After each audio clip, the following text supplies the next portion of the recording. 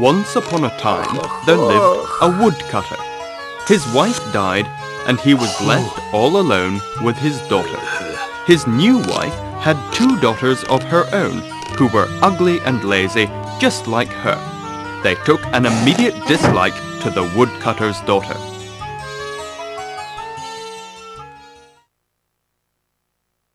In a castle not far away lived a prince.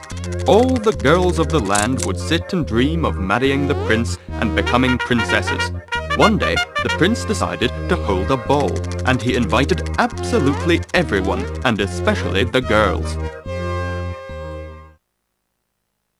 The woodcutter's daughter was very hard-working and honest. She would get up early and work till dark, and there was always so much to do because her stepsisters were very lazy. She was known to all as Cinderella because, after doing all her work around the house, she would sit in the corner next to the hearth on the box where the cinders from the fire were put. The sisters had woken up late, as usual, and were sitting in their rooms, discussing which dress to wear to the ball. Well, I'm going to wear my rose-colored dress, I think. The prince will simply fall head over heels in love with me. Just you wait! When he sees me in my blue dress, he won't even give you a second glance.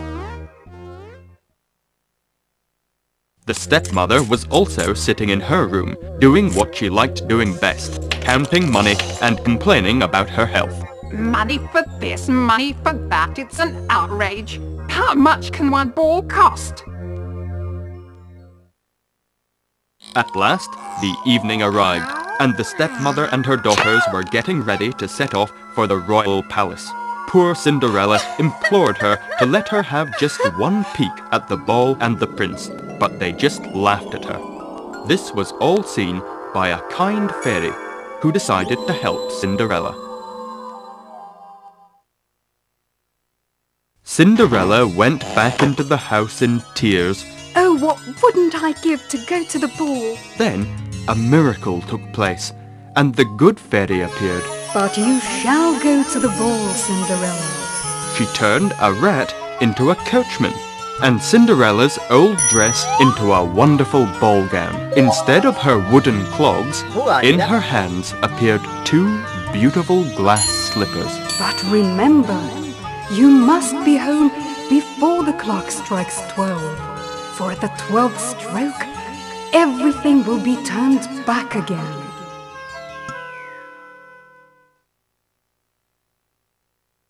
The prince, who had become supremely bored with the ball, was talking with his old friend, the sergeant of the palace guard.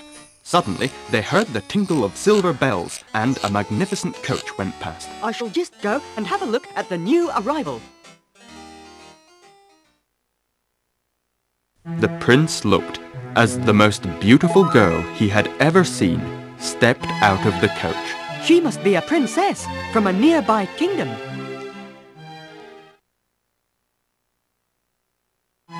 The prince never once left Cinderella's side the entire evening. It was clear that he was falling in love, but the clock ticked closer and closer to midnight, and Cinderella had completely forgotten the words of the good fairy. She only remembered when the clock began to strike that she had to get home as quick as she could.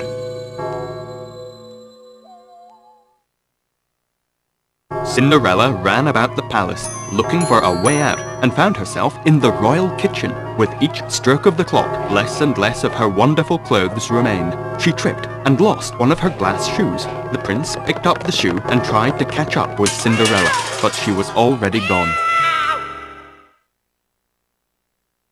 The prince announced that whomsoever the shoe fitted would be his bride.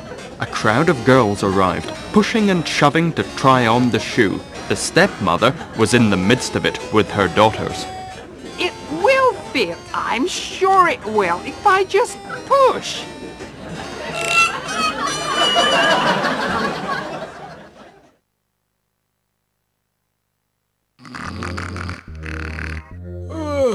The old king had no idea about the ball. He had just been sitting on his throne, worrying about affairs of state, thinking what colour to decorate the armoury, and coming down every now and then for some more royal cake. Oh ho ho! Oh, What a beautiful girl! where am I? On hearing the noise from the throne room, the prince ran in with the glass slipper, followed by the raging stepmother and the ugly sisters. The prince recognized Cinderella straight away, of course. He placed the slipper on her dainty little foot, and in no time, chimes were ringing out, announcing the royal marriage.